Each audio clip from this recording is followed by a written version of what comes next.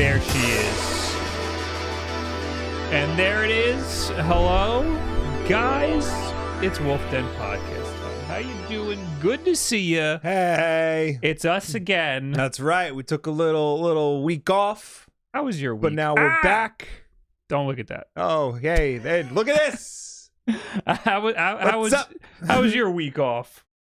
You asking me or asking them? You. Me? I don't care about that. Not bad. I did some PC gamer shit. What? So, I don't know if I told you, but like I wanted to try and get my Steam Deck to work as a PlayStation remote player instead of using the portal. Yeah. Do you still have my portal? I do still have your portal. Okay. I wanted to run some tests. I didn't get a chance to do it, but I did get my Steam Deck to be a PlayStation portal. So what are you using? Are you using Chiaki? Yes. Okay. And I hear it sucks. So for the Steam Deck specifically. I only like fussed around with it a little bit, and I haven't had a problem with it. Granted, I literally spent 5 minutes, but like it worked. The controls were. I booted up Astro's Playroom. Like I was moving things around. Like the buttons were responsive. Gyro's all messed up, but I think I can what are you work doing? around that. What gyro stuff are you doing in Astro's Playroom? There's a mode where you can test the controller. Oh, okay. So and you're like doing that. trying to move the controller with the gyro in there. So yeah. Okay. But other than that, I think we might have a viable competitor to the portal. I almost got the TV working. Oh. The little yellow cable little finicky back here.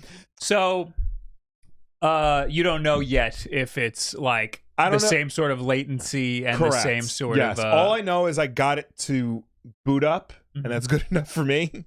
Yeah, I mean, I used the official PlayStation app on the phone and on the computer and stuff. And I used Chiaki on the Vita.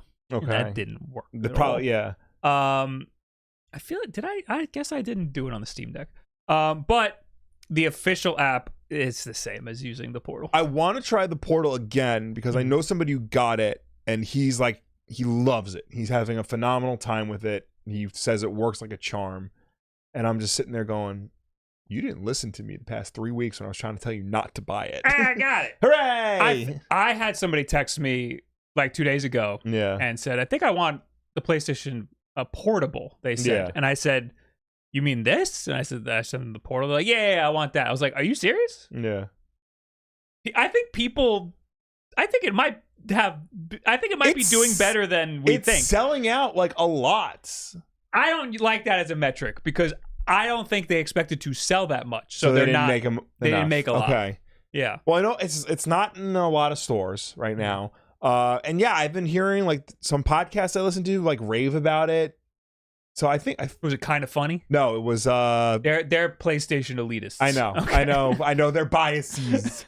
No, it was the Get Played podcast. Well, you really like. I think they're they got good head on their shoulders. Okay. But yeah, I think Bob, we might be on the wrong side of history on this one. Get the fuck out of here. We are not.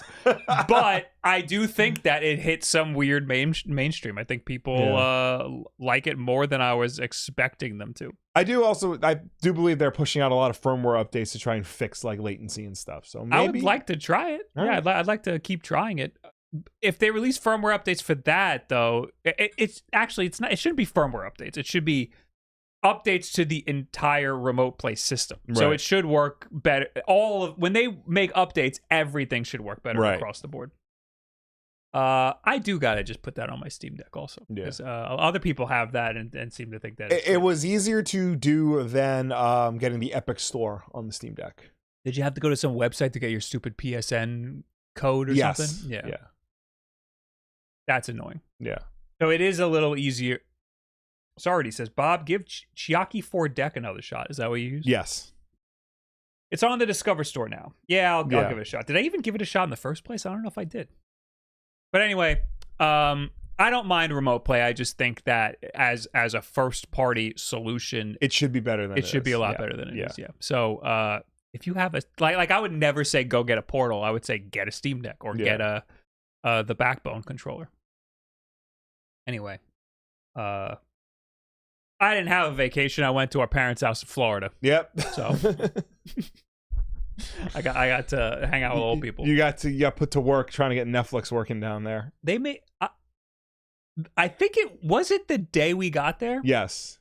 Well, yes, that happened, but also our mother just gave me a bunch of oil paints and said, "Add your niece and nephew to this picture," and I had to paint them into a picture on their wall. That reminds me, my friend wanted to Photoshop you painting the Ghostbusters 2 painting on the wall. Okay. So we got to do that. Anyway, we're back. Yes. Thanks for and worse being than here. ever. And we're so much worse than ever. Today, we got a bunch of things to talk about, namely Palworld. It's out. Yeah. We haven't gotten to talk about it since it's been out. You haven't played it. No, but I've been trying to follow with the discourse on what's going on. There's been a lot of discourse. Yeah, it's been hard to follow. It's on Game Pass. Mm-hmm. It is the worst version of it. I'd imagine so. It is a couple of updates behind the Steam version. Yeah. So I've been playing the Steam version. That's not why I've been playing the Steam version. I've been playing the Steam version because I want to play with other people and they all have the Steam version. Right. So I have to. There's no cross-play in that regard.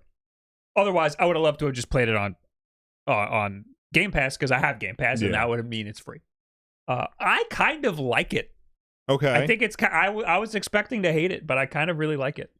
Which is interesting because I have been saying stuff on Twitter about how I do think that they are ripping off Pokemon, and I do think that there's a lot of potential for them to get sued. And a lot of people are saying that I'm a Pokemon elitist, that I'm a bootlicker for Pokemon. Yeah. When have I ever been a bootlicker for Pokemon? I don't give a I fucking don't like Pokemon. Yeah. I haven't liked them in a long time. Mm-hmm. I want to like Pokemon so bad. And what I like about Palworld is that it does things very different. And it's kind of like a satire on Pokemon because there's guns and shit. Outside of that, there's other things we need to talk about. I want to talk about the AyaNeo Flip DS, which I just put on here. There's also Nintendo is for the fifth time shutting down the 3DS? I think this might be the final time. Okay. Yeah. The final nail in the 3DS for real coffin. this time. Some stuff went on with Apple in the EU again. And it's very good news for a lot of people. Yeah. Some good news for us. Could be better news for us. Mm-hmm. But we'll get into that. And a bunch of Xbox stuff. There was a lot of Xbox stuff that happened. There was the developer direct, which we didn't get to talk about, which I want to go over specifically. I want to go over one game.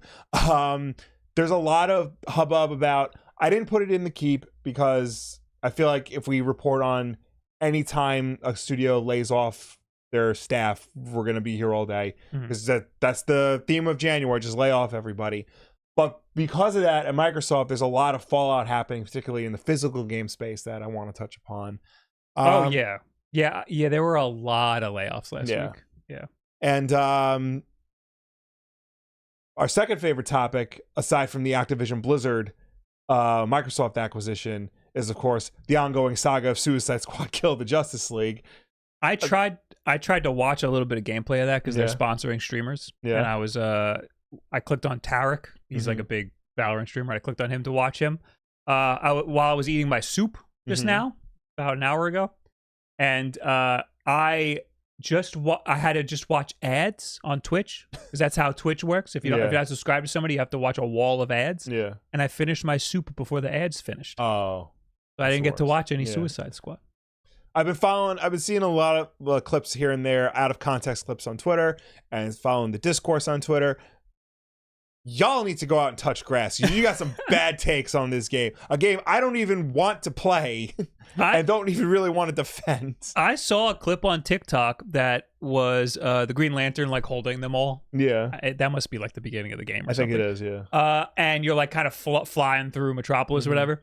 And the clip said at the top on TikTok, it said, this might be the best... What's the word everybody's using? What's the genre of game that is? Live service. Live service. This might be the best live service game. I was like, hold on. The clip just showed them flying through Metropolis, and that was it. Live service is usually said in a derogatory way. Yeah. So hearing them say that as like, this might be the best, that was really weird for me to hear. Yeah. So... Well, we'll get into there. it. We'll get there. I got this cup. Ugreen sent me a little like thermos type thing. That's fancy. I want to make these. I like the. I was trying to find the supplier. I can't find the supplier. This is like a steel insulated cup, but it looks like a disposable one. Can you contact them? Because I know you got friends over there. I gotta message them. Like, hey man, where'd you get these cups? I want to steal your idea for these cups. Anyway, we got notifications here too. Yes. We got a bunch from you guys. Oh my god, there's so many. DJ Skeletor, thank you for 5 whole gifted subs. John McCheese, thank you for the 13 months. Lord Noraj, thanks for the 2 months. Hey Bob, have you taken Woods Prime? What does that mean? Is that a sex thing? Is it a Transformers thing? No, that's the Matrix of leadership. Riley, thank you for the 17 months. Hullers, okay, hello. I guess that's hello in Australian. Yeah. Jeffrey Sorensen, thanks for the 32 months. Missed you last week. Don't do that again. Dante Mirror, thanks for the 100 bits. Woo, another great podcast coming up. Can't guarantee. Nintendo Stan, thanks for the 6 months. Thanks for caring, Bob. No problem, dude. Nintendo Stan's going to be a very happy man this week. Nintendo podcast coming back this week. Oh, boy. Jazim, thanks for the 17 months. Thanks for trying to be awesome, Bob. Thank you. Thanks for trying to be. You guys know how to, like, do a backhanded one, you know? Yeah. That's not it. We got False Fellas Please with 2 months. Bob, you are quite the salesman. You convinced me to buy a Miu Mini and a Steam Deck OLED. Oh my god, I'm so sorry. I gave our friend Jake the Ambernac RG like 5 whatever that you gave me a while ago. You would have thought I handed him a brick of gold. Jesus. Like, he wanted one for a long time, and I'm just like, he wanted one of the vertical ones, like the Game Boy style ones, and I'm just like, just give you mine. I don't even like it. What does he want? He just wants a portable emulator. Oh, okay. Well, yeah. I was like, there you go. It's got Jealous on it. Why does he tell me? Tell me that. Hotter.com. Thank you for the 3 months. Let's go. I can't tell if that's like a porn ad or if that's just a guy who likes to watch the podcast. I'm gonna go to it. Do an incognito window. Of course. Screamy Yelly Gamer. Thank you for the 41 months. Hello, Bob. Hello. Anyway. Oh, and also hello to everybody on YouTube. We're trying our best not to ignore you. Shoes. Hotter.com. Hotter.com is shoes. Wow. If you had to ask me what I thought it would be, yep, that would not be it. That would be the last thing on my mind. I maybe after the podcast today, I'll try to put like members and super chats on YouTube. Yeah. I do a lot of fucking things. Okay. All right, let's talk about how Palworld is going to get sued. Yes. There are a couple of things. Why don't we talk about first? Let's talk about the Pokemon Company and their statement. Yes. Before we talk about that, let's just briefly mention that Palworld was the fastest selling game on Steam. Yeah, it is wildly successful. 8 million copies sold on Steam in like a weekend, or something. One of like the top 4 or 5 most concurrent players of all time, up there with like The Witcher and I think Cyberpunk. It was 1. Yeah. Or it was 2 for a bit. I think it hit number 1, but it was the most concurrent players on Steam for a bit, and that is a huge feat. Yeah, this game is wildly successful. Way more successful than I think anybody would have anticipated. All on the silly premise of Pokemon with guns. Yeah, which is why I think that there's a high likelihood that they will be sued, because the marketing premise is this is Pokemon but there's guns in it. Well, so I mean, you can attest more to it than I can because you've actually played it, but from the gameplay I've seen, it's 1/3 Pokemon, and it's also 1/3 Breath of the Wild, and it's 1/3 Ark Survival Evolved, and it's like a mishmash of like all these other popular genres, but the selling point is you get Pokemon-like creatures that follow you around and do battles for you, and you give them guns. So gameplay-wise, I think if you stripped all of the art from the game, if there was just blocks and you were playing blocks, like just polygons, right? there's nothing about this that's Pokemon other than you capture creatures that are in the world. You throw a ball at them and you capture them. That's really the only Pokemon aspect. There's a lot of crafting and a lot of building and stuff that is a complete departure from what we've seen with Pokemon. But you can't just remove the art. There's a lot of art and there's a lot of Pokemon that look like Pokemon in this game. And there's Pokeballs, and you're playing the game and you can't help yourself but call them Pokeballs. They're called Pal Spheres. Yeah. They're trying real hard. Legally distinct. Yes. So, and then there are pals running around, and it's very clearly trying to mimic Pokemon, and I don't think that they could get away from that distinction. Right. And there's a lot of games that have done similar things to Pokemon. Yeah. There's like Nexamon, that's one of them. Yeah. Digimon. I was gonna say Digimon. But I think that those were it was similar concepts, but they had their own fucking designs. Yeah. And I think that Palworld gets way too close. And that's gonna be its demise. Is the combat's real time though? It's not turn based? Yes. Okay. It's real time. You throw your pal out, kind of like in Arceus, you throw your pal out.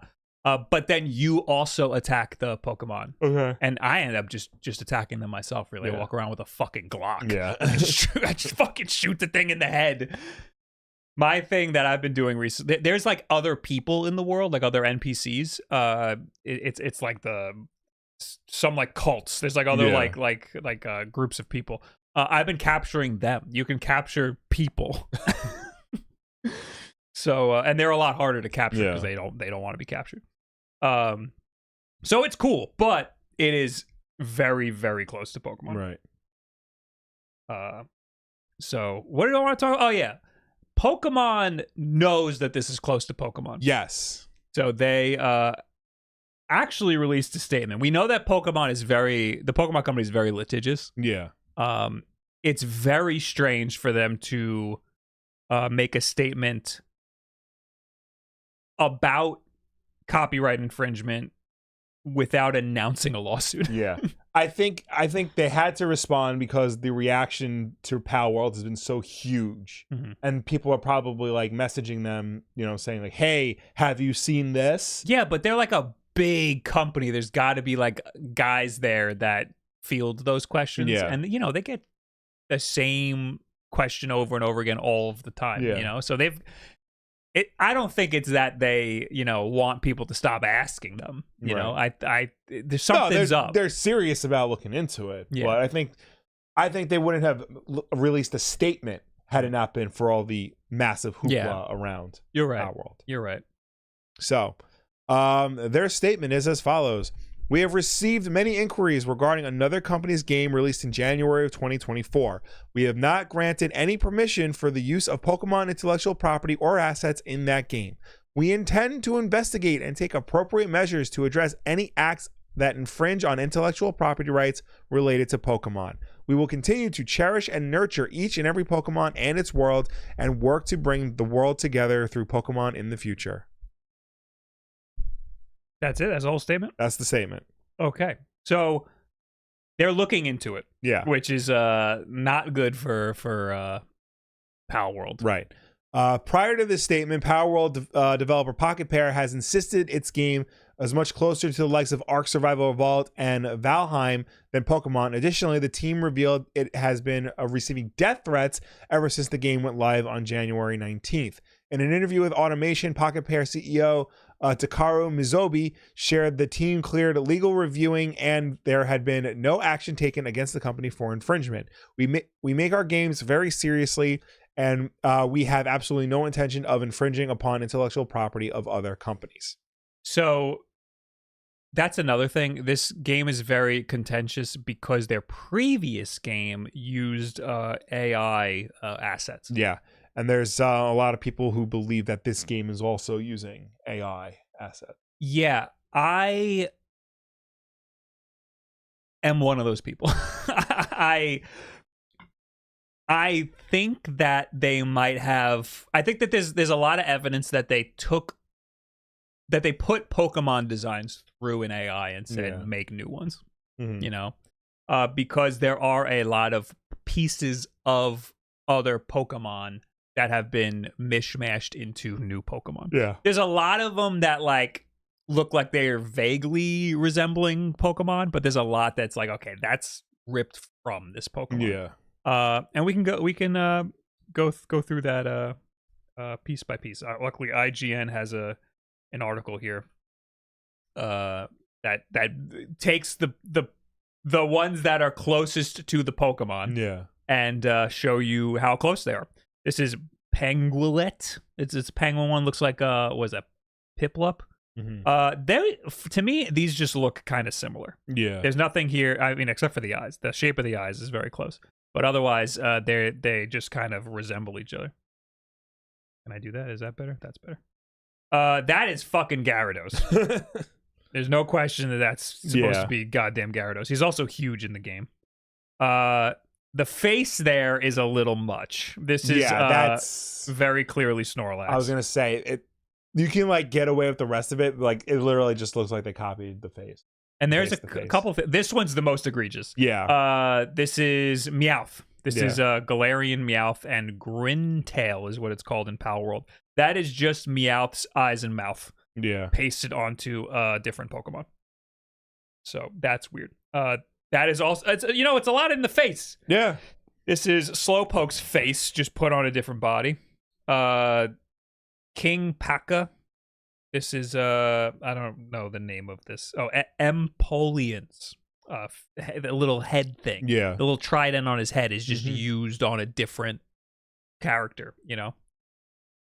There's Univolt, Pokemon Zebstrika. It's like this is another, it's just like a lot of angles. Yeah. I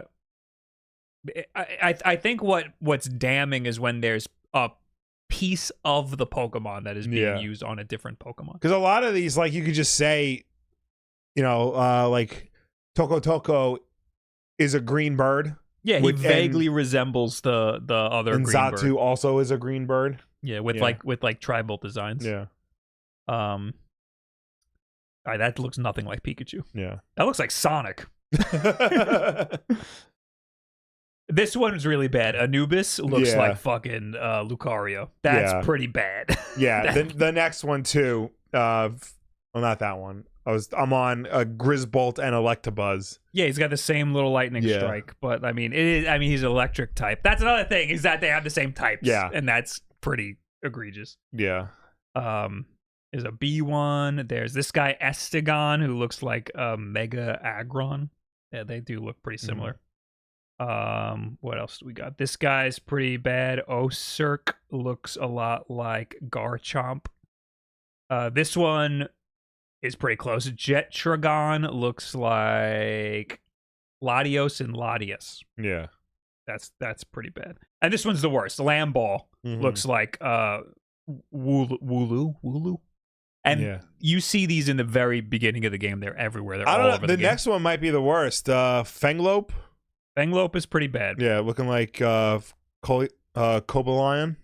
And like, this is hard to pinpoint why they look so similar. Yeah. I mean, they're quadrupeds, and they have the same colors. Yeah. And they have I don't know, like a swooshy like chest, white tuft on the chest, but like the shapes aren't the same, you know? Yeah. But they do look very similar. Yeah. So I don't know how you would say in a court like these are rips from each other, you know, other than the colors are the same. But other Pokemon, you can very obviously say they're very similar. Wixen has the same sort of thing going on with the witch hat and the fox face. Yeah. This is Creamus is very obviously supposed to be Eevee. Oh, and this one's very bad too. I've seen this one used as a lot of proof that they're ripping from Pokemon. Verdash is very obviously Cinderace. Yeah. And another Pokemon. But he walks and all his silhouette, if you show me that silhouette, I would think that it's Cinderace. Yeah. And that's this is bad too. Azurobe looks like Primarina. We can do this all day. Yeah. But they're pretty bad. It's a mishmash of other Pokemon. I would say that they might have taken a bunch of Pokemon, put them through an AI, and made them spit out other Pokemon. You know that what's that game where you randomly select 2 Pokemon and then you get like a mishmash of the 2 of them? Isn't that just breeding in Pokemon? No, there's like a thing. There's like a website you go to, and it like slams 2 Pokemon together. Okay. That's what this is reminding me of. Got it. The one that we're using in the thumbnail for the stream is Boltmane, who looks like Luxray. Yeah, they look very similar.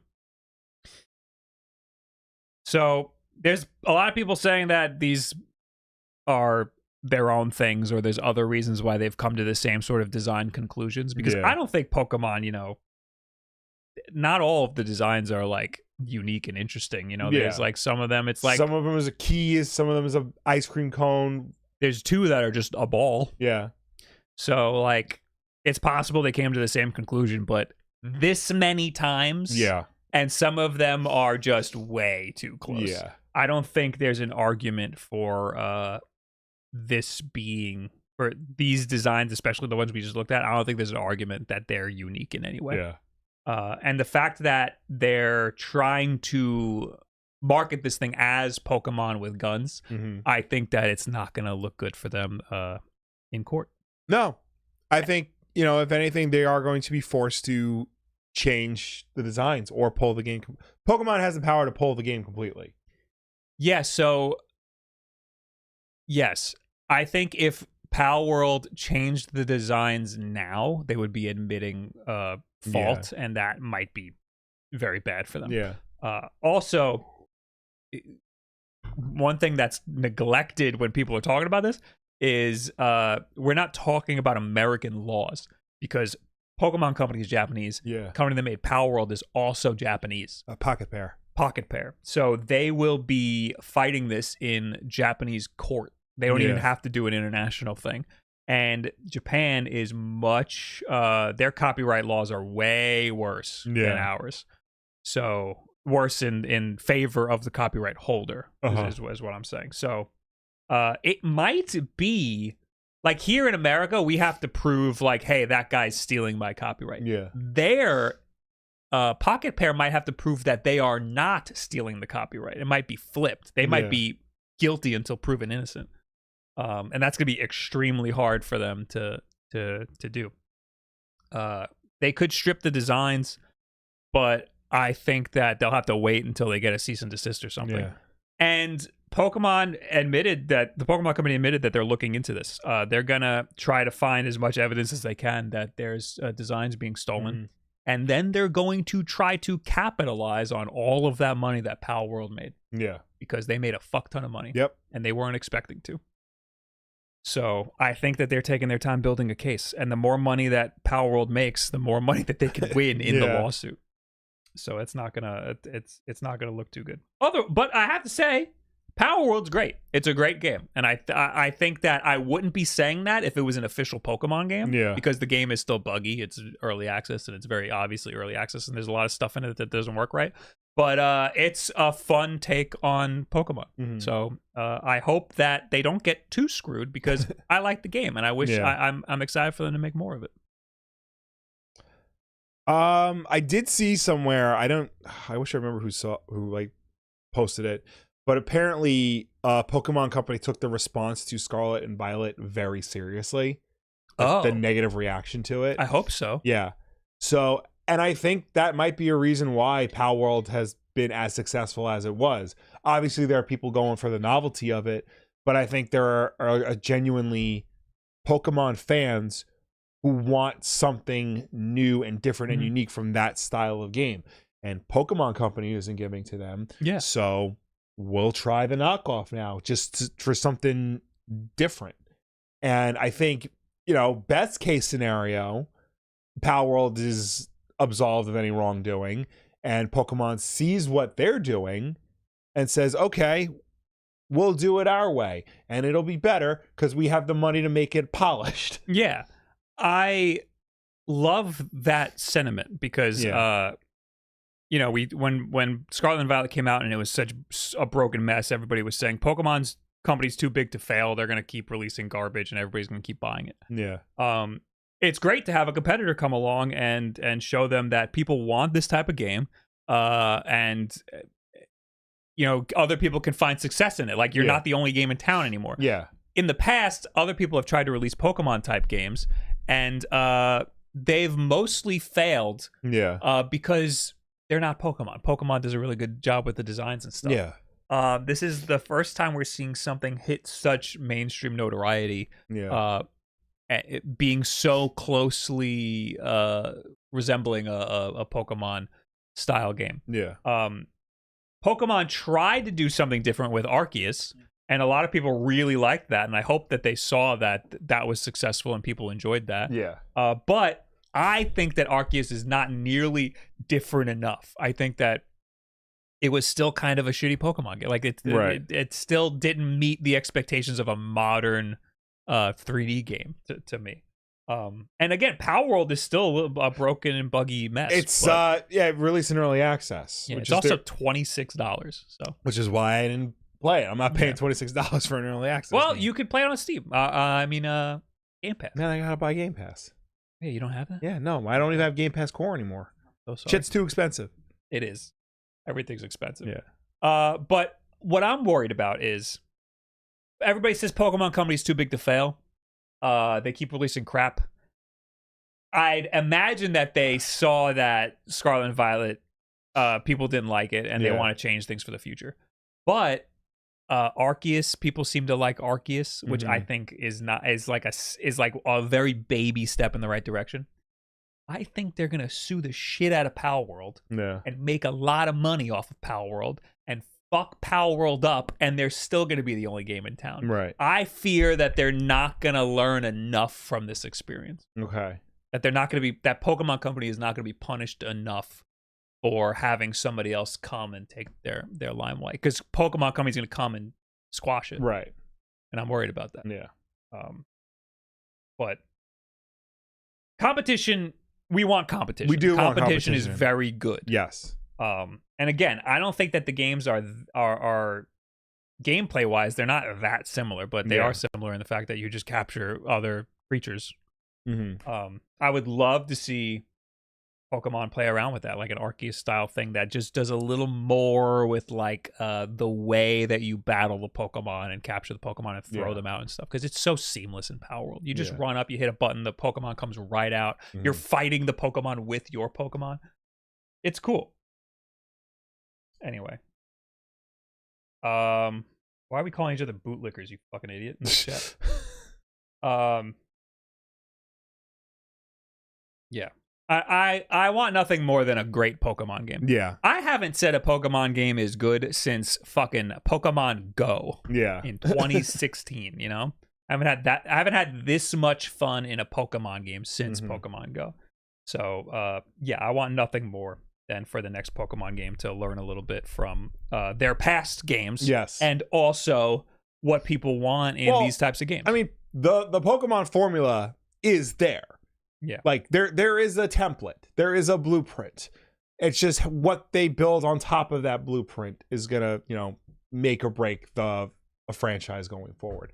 You can still make it about exploring a big open world and collecting little rat monsters to fight other rat monsters, but it's got to be a little bit more than it has been for the past 20 years. It's got to be modernized. Exactly, like there's a formula, but the formula doesn't have to be shitty menu systems. Right. Like there's a formula to Mario games, but they keep evolving Mario games every time there's a new one. You remember Monster Hunter for years and years and years? They used to there was a big open world, but if you cross the threshold, there'd be like this big elaborate loading screen and you enter the next area. And that happened for so long, where every other game was moving on and doing actual open worlds, and Monster Hunter was doing this like pseudo shitty open world. And they're like, that's just the Monster Hunter formula. And it's like, no, it doesn't have to be, though. There's nothing good about that. That's just a shitty old design that you're still using and hiding behind the veil that that's the Monster Hunter formula. Pokemon is doing the same thing. we got these shitty menus every time I want to do something. I gotta hit 1 million dialogue trees. I gotta mash the A button 1,000 times just because I want to do this one thing.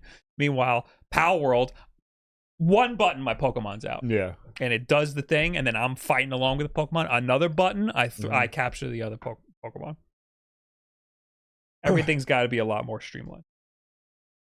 Anyway, I want nothing for the best from Palworld because I actually like the game, and I want them to fix it up and make it really nice. Mm-hmm. One last thing I wanted to say about Palworld is that I saw something on Twitter that was like, what's the name of the company that made it? Literally just Pocket Pair. Yeah.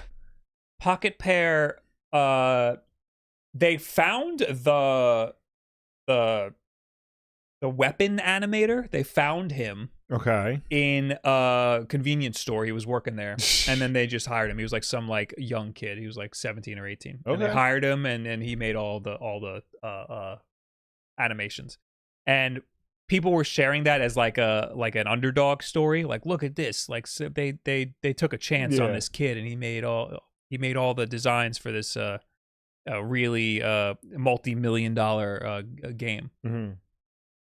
First of all, it's not like the animations are like amazing. Right. Second of all, they definitely took advantage of a fucking kid to make those designs. They paid him probably nothing. Yeah. And now they made a whole bunch of money off of his work. Yeah. I don't think that's like a fun underdog story. I think that probably looks pretty bad for a Pocket Pair. It wasn't just the weapon designer; it was another person too. They hired like another. They seem to hire young people, and I fear that they did that for a nefarious reason. Like when the company behind Day Before, like they wanted volunteers to make their game. Yeah. I don't. I was smelling something fishy when I heard that story. I hope that I'm wrong. Mm-hmm. It's possible they paid him a great wage, but I don't believe it. Because Pocket Pair, I don't think is a big company. I think they're... I hope that they're not, because the game's not that fucking good. But hopefully they put a lot more money into the game, because I want it to be fixed up and nice. Mm-hmm. Anyway, that's all we got to say about Palworld. I think it's pretty good. If you have Game Pass, give it a shot on there. Don't give them too much money. But the Steam version, I heard, is better. And you know what? Works great on Steam Deck. Works great on the Lenovo Legion Go. So have a fun time with it. Anyway. Got any more notifications here? Probably. G Blades, thanks for the 7 months in a row. And Caleb Fox, thanks for the 19 months. We do have a lot of discourse in the chat going on. People yelling at each other. Celeste N64 game, Bob. Yeah, we have that on the list. We are going to talk about it. I did play it a little. Will you ever have a video of what computer is best bang for your buck? No. That's a hard one to do because like every computer is different. And it's what you want to do with it. Yeah. And it changes every week. There'll be a different computer that's the best bang for your buck. Somebody asked me recently, I want to get a computer for games. And I was like, what games are you going to play? And they're like, Diner Dash. I was like, I literally said, get anything. Yeah. Go to Best Buy and get anything. And you'll be fine. Forget which website it was. If it's not NZXT or I think what's the I have other an one? NZXT. And what's the other website that'll build the PC for you? There's 1,000. Because there's one where like you literally just tell them what games you're gonna play and it will build it for you. NZXT has that. Oh, it does have that. Well, they have like 4 of the top games, like Call of Duty and Fallout and whatever. Yeah. I mean, Fortnite. I don't know if there's one that you just tell them the games, but I'm sure that exists. Don't get a Starforge though. I've heard nothing but horrible things about the Starforge computers. Build Redux, that's the one I'm thinking of. I've never heard of Build Redux. Fried Biscuits is in the chat. He has a video about how Palworld does not steal from Pokemon, I think. Is his video's premise. Yeah, I really worry Pokemon will use this as an excuse to try to completely monopolize the genre. Yeah, I'm worried about that. I hope that they learn from this in a good way and don't try to just squash it and be the only game in town. No, it's more just talking about it. Okay. Click on his name and go to his channel. I have a PC from NZXT, really nice, even more so after upgrading the case and stuff. I have my NZXT computer. I've had it for like, what, 2 or 3 years, and it's fucking great. Yeah, Build Redux is the one I'm thinking of. Again, it's like not everything, but it's like the top. Oh, God, yeah. There's Cyberpunk, there's 15 Grand games Theft Auto, there. You pick a game, and they'll tell you. And I think they tell you the frame rate, right? Yeah, the frame rate and even your budget. I heard that Starforge is pretty decent. I guess it's hit or miss. A lot of what you hear about Starforge is from the fucking influencers who are running Starforge. Yeah. I don't know. It's hard to tell. I only know one person that has a Starforge computer, and they have nothing but terrible things to say about it. So I don't know. I think Nintendo / Game Freak will use examples of streamers saying Pokemon as evidence of brand confusion / infringement. Yeah, well, I mean, I don't know about that, but you can't play Palworld without calling things the Pokemon equivalent. There's shinies, there's but I think they call them lucky. There's Pal spheres, which are Pokeballs. There's the actual Pokemon themselves. Well, we're kind of in a what's the difference between Battlefield and Call of Duty situation right here?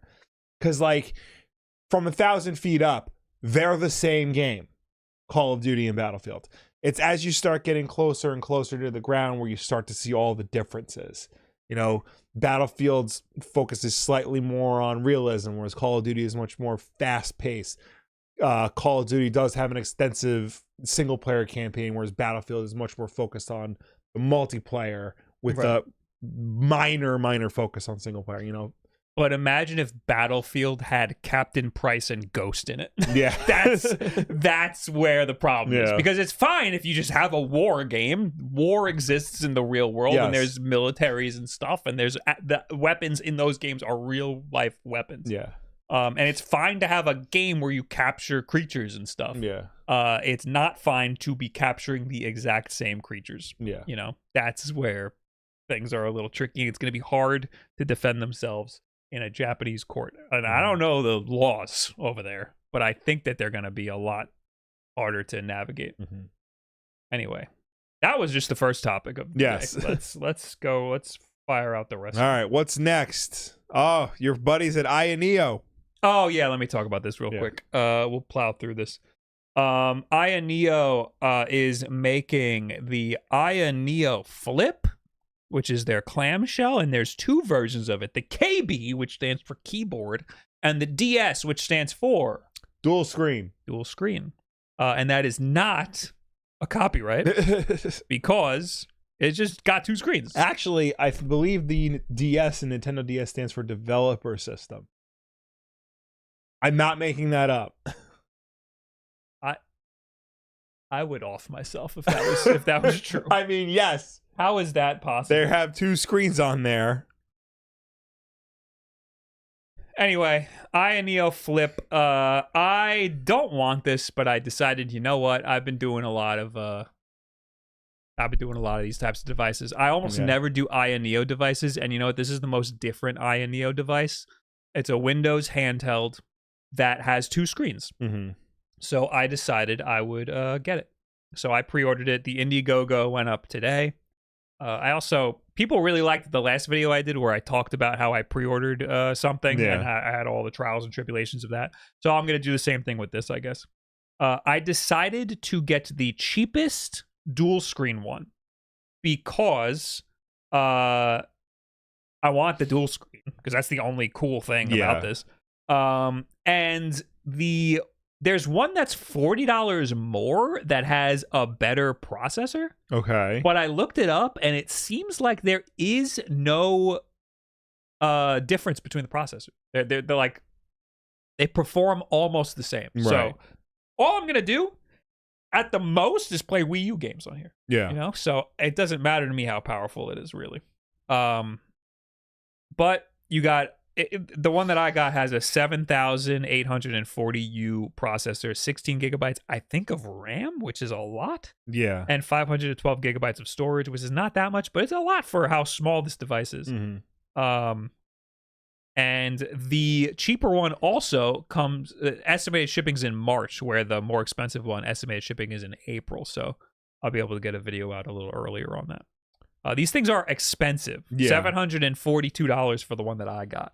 And then when it launches, it'll be $940, which is insane. Yeah. Especially if you plan on just emulating 3DS games. Because just fucking get a 3DS. Yeah. You can get a hacked 3DS, so that somebody else hacked for you. Get a 2DS. Cheaper than that. Those are even cheaper. 2DS. I think I got my 2DS for $70.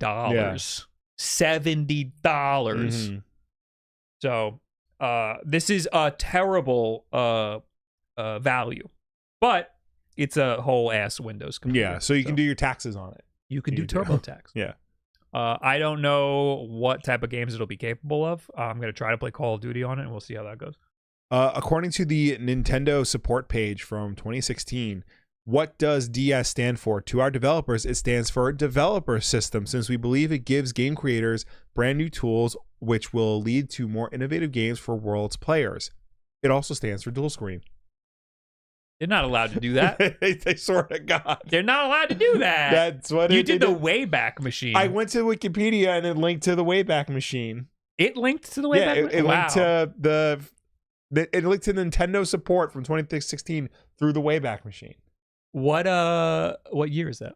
2016. Oh, 2016. Yeah. How much is the one with the keyboard? The cheapest one with the keyboard is $700. So it's only $40 cheaper. They give you too many SKUs, and they really nickel and dime you. Like, they make you want to just, if I pay this much more, I can get this. If I pay this much more, I can get this. Oh, there's a big jump between the wait, what is that? Oh, the storage, the internal storage. 2 terabytes. What's the most? Yeah, 2 terabytes. The most expensive one is $1,200. 64 gigabytes of RAM? How is this thing going to be cool? Jesus Christ. Bob, please do a video where you do your taxes on a handheld. No. That's actually a good idea. I have an accountant. I can't do it myself. I have to do my taxes. I have to give you a 1099. Yes. And then I got to start selling pictures of my feet online because daddy needs money. Don't say that here. Or do. Start it off here. 8840U, didn't realize that was a thing. I heard it, they're like the same. I think it might be more energy efficient, but otherwise I think it performs the same. I think I'd rather buy a laptop with a touchscreen pad above the keyboard for extra. Well, that'd be more money. Honestly, an actual laptop is definitely a better value than a handheld. Oh, but if 100%. you have a laptop already, like, you have to be the world's biggest like DS and 3DS fan in order to like want something like this. It's a very weird use case because, like, just get a 3DS. But at the same time, like, yes, just get a 3DS, just get a 2DS. But those things are becoming less and less common, and they're, 15, 20-year-old systems at this point. Yeah, but they still run great. For now. But eventually they're going to break down. They're going to, not work anymore. And, like, that's a very unique gameplay system that they have. So it's good that someone's coming along and offering an alternative. Granted, $700 alternative versus, a $200 on eBay at the most. I think there's a lot of people who want a 3DS that they can play ROMs on and think it might be too difficult for them to put ROMs on an actual 3DS. So I think that there is a very small market for this. I'll also say that I'm not sure how easy it'll be to separate the screens. Like, when you're playing on I think 3DS emulator you could do it, but I think DS and even Wii U, I don't know how it's going to be to separate the screens and move the second screen to the bottom. Right. I don't know how that's going to work. So it'll be interesting to see. Anyway, let's move on to reasons why people would want to emulate 3DS. Yes. Nintendo is ending online play services for both the 3DS and the Wii U on April 8th. The company confirmed earlier today. Previously, this shutdown was simply slated for some time in early April. This shutdown will include online cooperative play, internet rankings, and data distribution. The only exception to this termination of online services for now are the Pokemon Bank and Transporter. While these won't be affected immediately by the end of the service, Nintendo has said online services may also end at some point in the future. For other non-Nintendo published releases like with online features, the company asks users to contact the game's publishers directly. As previously confirmed, players will still be able to play games on their devices offline after online services end. It will also remain possible for users to download update data and re-download purchased software and downloadable content from the eShop for the foreseeable future. It also said that Street Pass will still be available as it uses local communication between 3DS family systems. Spot Pass, however, will not be available as it depends on online communication to work. For example, you will be able to use Street Pass in Street Pass Me Plaza, which is pre-installed on 3DS family systems, but you will no longer be able to use features that use online communication, such as Puzzle Swap, the company explained. We sincerely thank you for using the online services of the 3DS and Wii U software for over a long period of time and apologize for any inconveniences, Nintendo wrote. This news follows the closure of the eShop on the Wii U and 3DS in March of last year, so no new purchases can be made anymore. Okay, so Street Pass is still good. Yes. But online play is done. Yeah, and you basically can't play any of the games. Yeah. So wait, such as receiving new puzzles in puzzles. You can still play like your games. Oh, there just won't be new puzzles. That makes sense. You can play some of the games. You can play games that work offline. Yeah, which I don't think are many. I don't think there's that many. Yeah, this wasn't a system swimming in games, period, let alone online games. I mean, there were a ton of Street Pass games. Yeah. You can still Street Pass. That's basically all you could do. Street Pass. We knew this was happening, so it's still sad to see, but yeah. It's just one more nail in the coffin of, old video game systems. Unfortunately, I don't see a way around this. Yeah, you can hack your 3DS and play games and download games and stuff, but the online services for those games, they're not going to just all of a sudden open those servers up to people, which is what I think.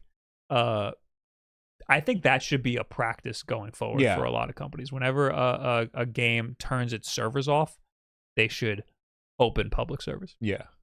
Because what's the difference? Or give out the source code so that you can host your own servers. Yeah, make it possible so people can have a server in their house. Yeah, there's I guess security issues with that.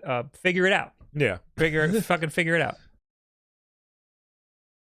We used to have public servers all the time in all of our old games, and I don't want to say there was never any problems, because some of those servers were fucked up. Right. but if you're gonna shut the game down, why not? Yeah. So I don't know what even games still had servers up on the 3DS. I'm pretty sure most of it was shut down anyway. So this is just an official nail in the coffin. All right. Next news. Let's talk about the Apple stuff, because this is potentially good news for us. Similar to when the EU sued Apple and said, you better start using USB-C. And now they do. And I'm very happy. Everybody's happy except our parents, because they're like, oh, why do they got to change the port? And we try to explain to them it's actually a better port and they should have done this 10 years ago. We're like, rah, rah, rah, rah, it's Joe Biden's fault or something. I don't know. I tune them out most of the time. Anyway, starting January 25th, Apple is opening up its App Store to allow streaming apps and services. This means that services like Xbox Cloud Gaming and GeForce Now, which previously were only available on iOS via web browser, will be able to offer full-featured apps. Developers can now submit a single app with the capability to stream all of its games offered in their catalog, Apple wrote in a blog post. These changes apply worldwide, according to the company. In 2020, Apple appeared to have carved out a space for these cloud gaming services in the App Store, but that turned out not to be the case, as all games available through each of these services had to be submitted and reviewed as a standalone app. So the shift to allow one app with a large catalog of games marks a major change. As part of today's announcement, Apple said that each experience made available in an app on the App Store will require to adhere to all App Store review guidelines, and its host app will need to maintain an age rating of the highest rated content included in the app. Apple also says that developers will now be able to provide enhanced discovery opportunities for streaming games, mini apps, mini games, chatbots, and plugins that are found within their apps. And that mini apps, mini games, chatbots, and plugins will be available to incorporate Apple's in-app purchase system to offer their users paid digital content or services for the first time, such as subscription for an individual chatbot. The news is part of a series of shifts coming to open up the App Store following the European Commission's antitrust investigation. Other changes announced today include allowing alternative app stores and browser engines in the EU. So, that's problem, and I think this is good news for us, but this is the most disappointing part, is that the EU is getting alternative app stores and browser engines. So the browser engine part confused me because I have Chrome on my phone. Yeah. So what's the difference? Apparently there's other stuff that they could integrate into, other stuff from Chrome that they could integrate into it. I don't know how that works, but alternative app stores, I think is sorely needed around here, because I want to be able to sideload apps. And if that's available, we're getting fucking RetroArch, baby, on our phones. That's a huge deal. But that's only going to happen if you live in the European Union. And not many of the people here watching this live in the European Union. If you do, congratulations. You're about to get RetroArch on your phone. And maybe friggin' Citra and all that, and a bunch of emulators. So that's great news for you. But for us, dirty Americans, we're pretty much only getting the streaming the services, which is still good. Yeah, because we don't have Game Pass on the phone for some reason. Correct. Or we could do it through a web browser, but that's dumb. So having that straight up on the App Store is awesome. And this thing works now that I have USB-C. It works with all the stupid controllers that I have. So I can now just have my phone with me. I don't need to have a completely separate device to play my Game Pass game. So that's great. Game Pass, GeForce Now, Stadia. Oh yeah, RIP. PlayStation hopefully will have something useful. Right now they do not. Amazon Luna, they're not giving up on that. They're not giving up. So in the future, maybe we'll be able to play Call of Duty from our iPhones. Maybe. But, again, I'm disappointed that we're not getting the alternative app store. It's possible that still happens, but it's that Apple does not want that to happen. Hopefully the FTC does something about it. Hopefully they see this and they're like, oh wait, we should do something too. But I don't know. America doesn't seem to care too much about monopolies. LJ from WV says the alternate app stores in the EU is Apple doing the textbook definition of malicious compliance. You'll not have much show up the way they have it set up. There are commission fees for alternate stores. Apps still need to be certified by Apple, etc. Yes. They'll probably get sued again then. I was trying to look it up because Sarah Bond, who's the head of Xbox under Phil Spencer, had a comment about, even if you do put up a third-party app store, Apple will still take a cut of the sales from that third-party app store. And she calls it a step backwards for the industry rather than a step forward. So there's still a lot of work that needs to be done before it actually is, what we want it to be. I think in Apple's statement, they also made it clear that they do not want to do this. Yeah. Same thing with the browser thing. They're hiding behind the veil of security, like they always do. But yeah, I think that the European Union, they've been doing a lot of work for the people, so I think that they will probably just sue them again and say, hey, you need to not take the commission fees from alternate app stores or something, or they'll maybe it won't be something as cut and dry as that, but it'll be something else. Anyway, and because of this, Fortnite's back. Hooray! Yes, everyone's favorite game is back. Really, the pioneers of this. Yes.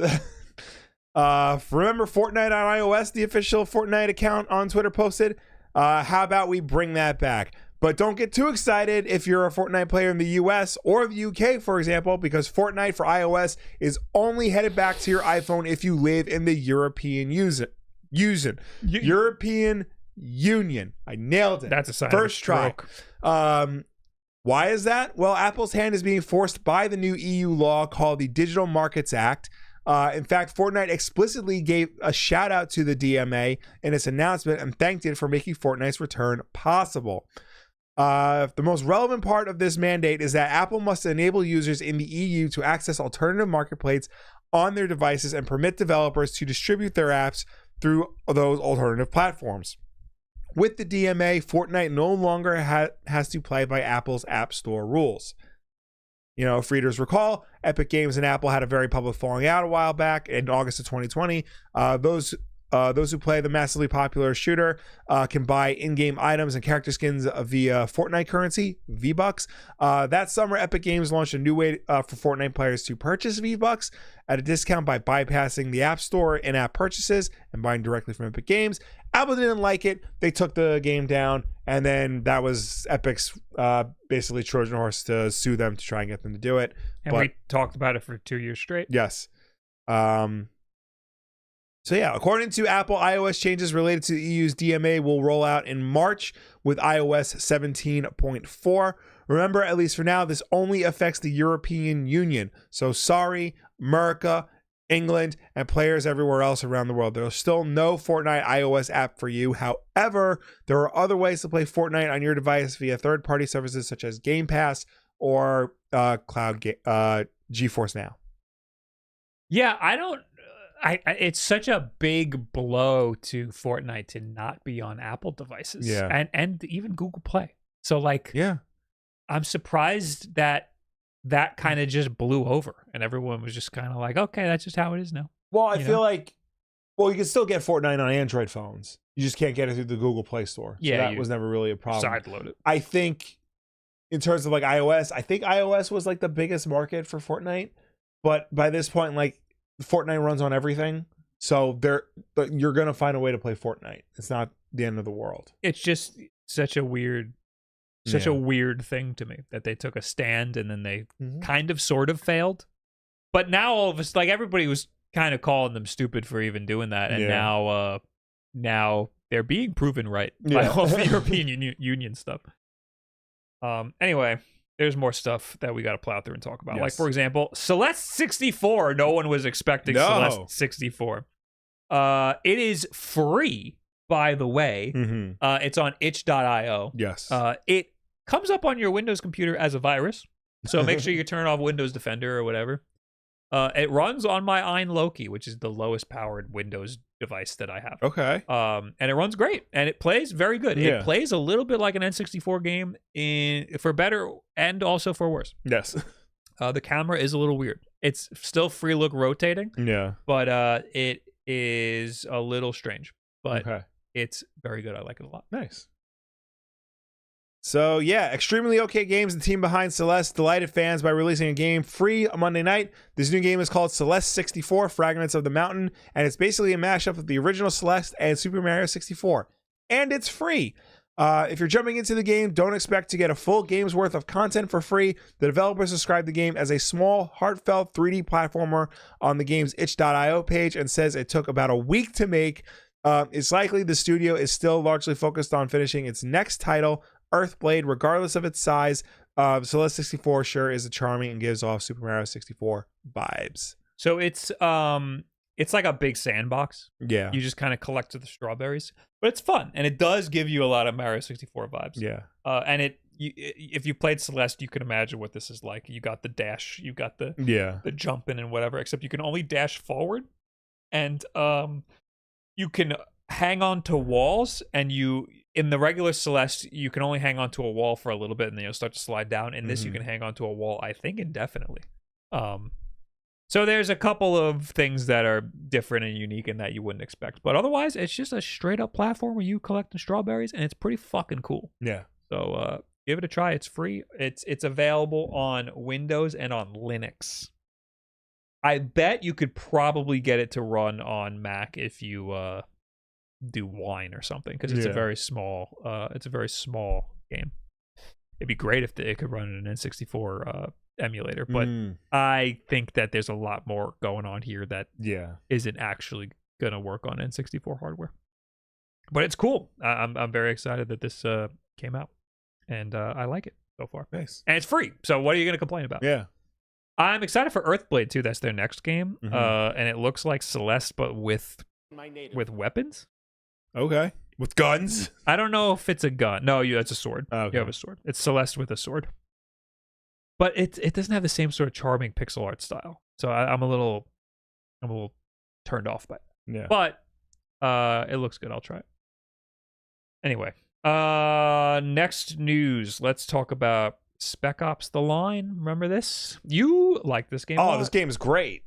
But it's too late. You can't play it anymore. Earlier today, players noticed that Spec Ops: The Line was no longer available to purchase on Steam, leading many to fear that the acclaimed third-person shooter had been quietly delisted without warning. Sadly, 2K has since confirmed that is the case, and the publisher has also explained why it pulled the landmark shooter. Developed by Jaeger and released back in 2012, Spec Ops: The Line was a reboot of the lesser-known Spec Ops franchise. Like those past games, The Line was a third-person military shooter. However, the 2012 reboot garnered critical acclaim at launch thanks to its narrative, which depicted a soldier in the deserts of Dubai slowly losing his grip on reality, offering a metacritical take on the way some military shooters glorify the horrors of war. While it didn't sell as many copies as 2K would have liked, the game has gone on to become a cult favorite among shooter fans, and now it is no longer on Steam. On January 29th, folks began to notice that Spec Ops: The Line has been removed from Steam and other storefronts like Fanatical. Some people wondered if 2K had delisted the game, possibly due to expiring licenses on some music featured in it, and that seems to be the case according to a 2K spokesperson. Spec Ops: The Line will no longer be available on online storefronts as several partnership licenses related to the game are expiring, explained the 2K in a statement sent over to Kotaku.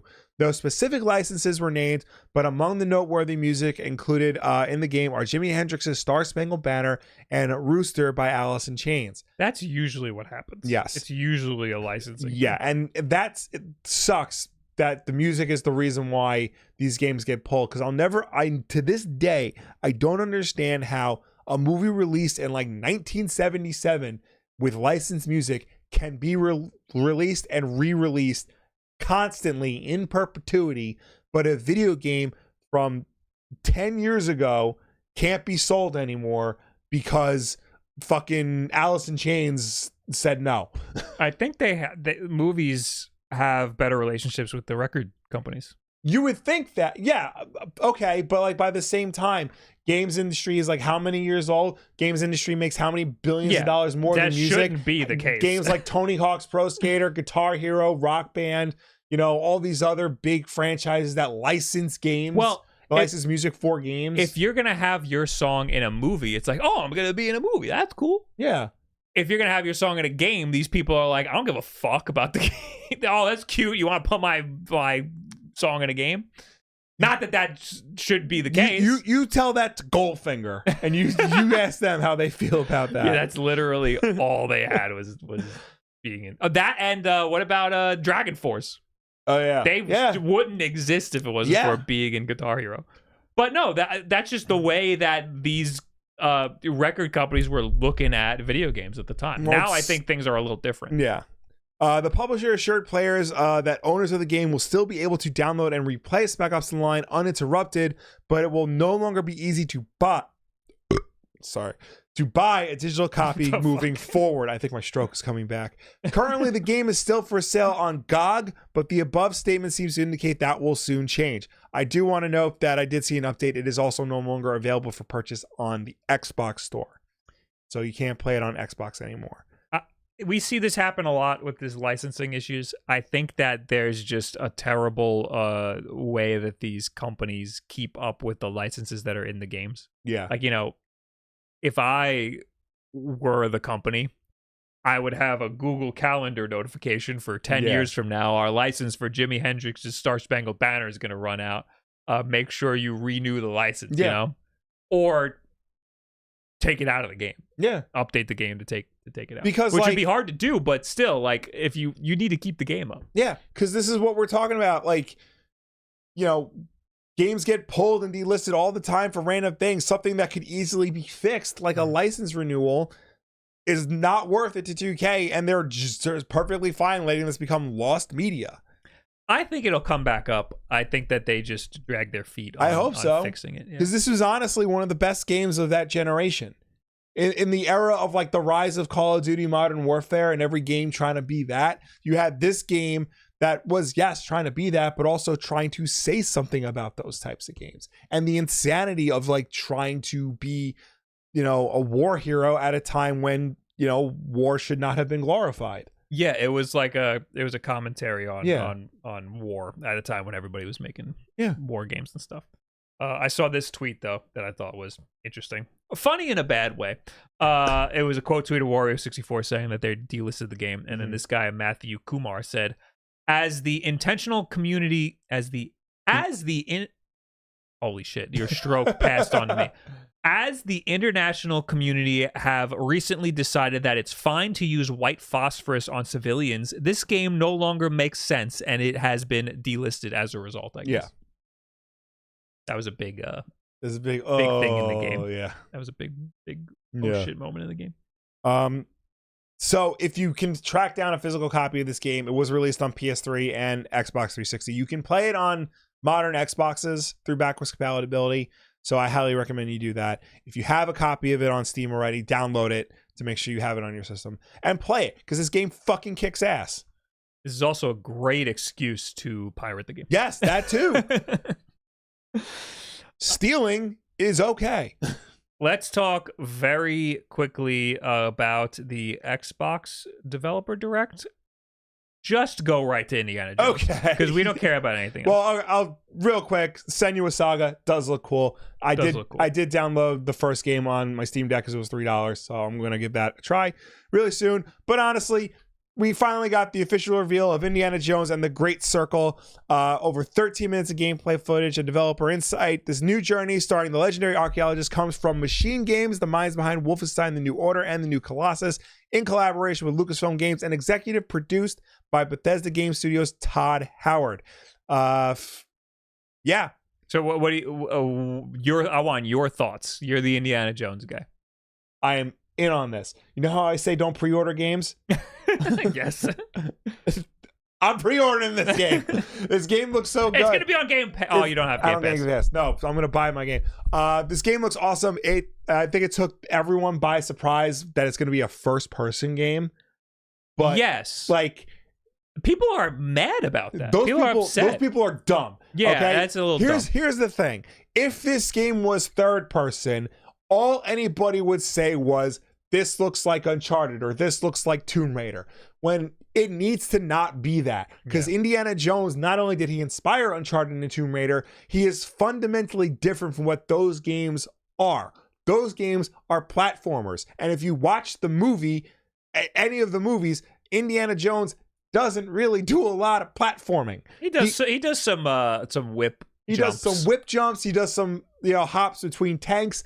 But like as it shows in the trailer, his primary focus is like puzzle solving, exploration, punching Nazis in the face. Action. Yeah. Yes. And this game, from the gameplay footage, shows all of that. And I think putting it from the first person perspective really heightens that ability, because it forces you to use your mind, to explore, to puzzle solve. It de-emphasizes the platforming aspect of it. Not that you're not going to be hopping, you'll see in the trailer, you hop from plane to plane, but like, it's not the focus of the game like so many other past Indiana Jones have been. I think that there are a lot of similarities between this and Uncharted, but that's just because Uncharted is an Indiana Jones game. It's trying to be Indiana Jones. Yeah. This looks like there's going to be like little small sandboxes of you going around stealthily killing people or shooting them and fighting them, which is good. That's the type of game that I'd be interested in, and I am interested to jump into the world of Indiana Jones. Yes, I think this is because I looked, the last major Indiana Jones game we got, and not even that major, was the Staff of Kings in 2009. that was a Wii and PlayStation 2 game. And, 2009 was also the year we got Uncharted 2, the best in the series. So you have like the king of archaeology exploration being outshone by like the new generation. And now the king has returned to like put everybody in their place. So you're a fan of specifically Indiana Jones games. Well, hold on. I'm a fan of Indiana Jones. Yes. Period. Yes, but also I'm on a quest to find out the best Indiana Jones game because I feel like he is a character that has been underutilized in the realm of games. And I feel like games have gotten close, but they're always missing something. Like Infernal Machine on N64, it's good. It's got like a lot of like exploration, but it's N64 game, so it's very finicky and fiddly and like doesn't really work all that well. Emperor's Tomb on Xbox has a lot of good combat, but the exploration and that stuff is very janky. I feel like we've reached a point now with machine games who have proven themselves with games like the Wolfenstein series, and also too a lot of the staff worked on Escape from Butcher Bay and The Darkness, other acclaimed first-person games, that we finally have an Indiana Jones game that could reach the heights of like the original trilogy. How do you think he looks? He looks phenomenal. I'll also say this. Troy Baker is doing the voice of Indiana Jones. That's another thing with the 3D Indiana Jones games. None of them sound like Harrison Ford. This is the closest an Indiana Jones game has come to getting somebody who sounds like Harrison Ford. I thought it was AI. When I heard it, I thought that they did something wacky and because it sounded exactly like Harrison Ford. And then I learned it was Troy Baker. And I was like, what the fuck? So it's funny because like a month before this came out, AJ Lucasio, he did Marty McFly in the Back to the Future games. Oh yeah, and he sounds exactly like Marty. Yeah, he's very good. He does an Harrison Ford impression that sounds even better than this. Oh god. So I was convinced they were gonna get him, but it's a modern AAA game, so Troy Baker's required to be the main character. Yeah, and I mean he's great. Yeah, he does a good job. He's doing. He understands the assignment. So, I'm all in. Take my money. I will buy the deluxe edition of this fucking thing, so you can play it a week early. Yeah, so I can play it a week early, and if the physical version comes with a hat, guess what, honey? I'm buying the hat. You do have an Indiana Jones hat sitting at a parent. I do. Ike Lewis says, I think we'll see a port of Indy on the Switch too. No, because this is a first-party Microsoft exclusive. Yes, it might be on PC. Yeah, no, it'll be on PC. Yeah, so you'll have to get Windows handheld. I don't know. I mean, this was like the week we missed, so like I didn't like find an article in time. But I know there was talks of like, oh no, we did talk about this. Like maybe Hi-Fi Rush might come to PlayStation. Yeah, wait. That was 2 weeks ago. Yeah, it got ported to what? Well, right now it's on Xbox and PC. Oh, but so there's the rumor that Hi-Fi Rush might get ported to PlayStation and Switch. Right. So maybe they are opening their doors to. But you bet your ass that like if Sony's got like Spider-Man and Wolverine, Microsoft wants their own exclusive third-party major license. So if they got Indiana Jones, they got Blade. I'm also excited for Blade. Right. So are you gonna play this on Xbox? Or are you gonna play it on Steam Deck? I'm gonna play this on Xbox. I want to play it on my big ass TV. Okay. And if I like the game enough, I will buy it again on Steam. My God. I've been rebuying a lot of games on Steam because A, they're like $2, and B, like I can play them on the. You need like a Steam box. Like what do you call them? A computer. Like a dock? Oh. Anyway, more stuff. Yes. What else? Oh, there's a lot of Xbox stuff. Yeah. I'm gonna move. Let's just talk about Rock Band real quick. All right, real quick. Rock Band 4 is ending DLC after 16 years. I can't believe that. How have they really been? Is there a list of DLC by time, like year? Yeah, if you go to the Wikipedia page for Rock Band, it'll list DLC by year. Oh, I'm here. Yeah. That's what I want to see. Oh, this is year of the song release. If you go all the way to the bottom. Release date. Here we go. Okay, it is by a release date. Holy shit. So it started in 2007. Yeah. and we're scrolling, and we're scrolling, mm-hmm. and we'll do this forever. I want to see like if you go all the way to the bottom, you know how on Wikipedia they have like the block of like, you know, related articles. Mm-hmm. Keep going right there in that the box at the bottom, the very bottom. It should say DLC additional songs by year. Oh no, but yeah, but they're here. They're sorted by year. This already. is the whole. This is all the master list. This is the master list. I just wanted to see if they've really been releasing that many in the past couple of years, and they have. Yeah, there were a lot in 2021, 2022. Yeah. They kind of fell off in 2023, I think. I mean, there's still a lot. I think there was still like a lot more than I was expecting. I think there was like a 1 year break before Rock Band 4 came out, and then they've just been like keeping it going ever since. That's crazy. Yeah, that there's this many. And I'm glad that they did, because there's really no reason to release a new Rock Band. Yeah. If you just support the one that you have. Yeah. And since Rock Band 4, they've been supporting it. They've been releasing new songs for it fairly regularly. They've found a way to get all your old songs into Rock Band 4, to get your old instruments to work with Rock Band 4. Like, they really finally figured out like what Rock Band should be. And they had a passionate community keeping it going. Yeah. And, you know, it's 2,800 songs. That's fucked up. Over 16 years. Jesus Christ. And it's finally coming to an end. Fried Biscuits in the chat says, thank God for Clone Hero. Yes. But also, I have to say, I'm a little disappointed in Clone Hero, because everybody uses Clone Hero, and I think it could be a lot better than it is. Yeah. It's not as customizable as I would have hoped for it to be. But it's nice. It's cool. You can get packs of all of those songs in it. Yeah. But still, man, it's so much easier to just buy Rock Band on fucking Steam. Yeah. And just play it that way. I forgot what they said. They haven't announced what the last song is going to be, but like their last few songs, they said the last few songs are going to be like sad ones. Like it's all like goodbye songs. Oh God. So they are working on new stuff, Harmonix. Yes. Well, they're owned by Epic. Right. And they're doing like rhythm games in Fortnite.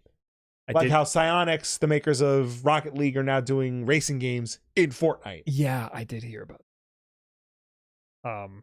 So there's rumors that they're doing their own thing, but also I think that they're just trying to fucking make rhythm games in Fortnite. I think that Fortnite is trying to turn into Roblox, where you just make any type of game. Sounds like Fortnite. So they have Psyonix working on the racing engine. They have the Harmonix working on the rhythm engine. Yeah. Will made a tiny error. Rock Band for always supports the peripherals from Rock Band 1 and 2. Anything made from Rock Band 3 does not work on Rock Band 4.